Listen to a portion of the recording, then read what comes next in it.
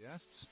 Ever wondered what happens when you put a bunch of high schoolers in a room with some tools, coding software, and a ton of imagination? You get one of the most exhilarating and innovative competitions on the planet, robotics battles. Today, we're diving into the world of high school robotics competitions. Picture this: teams of passionate students from all corners of the globe coming together to design, build, and program robots for a series of intense challenges. And these aren't your average science projects. No, these are state-of-the-art robots ready to take on whatever the competition throws at them. The goal? To advance the field of robotics and artificial intelligence. And what better way to do that than with a little friendly competition?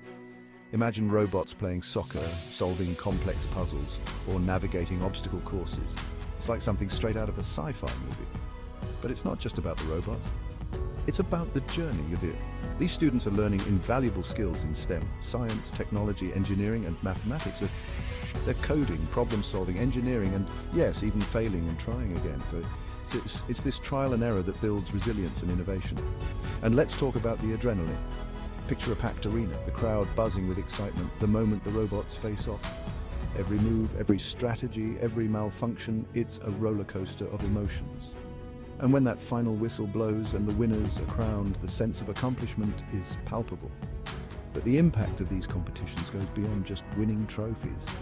They're shaping the future. Many participants go on to pursue careers in engineering, technology, and AI.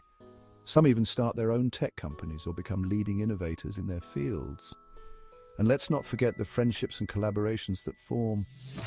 Students from different backgrounds and cultures working together towards a common goal.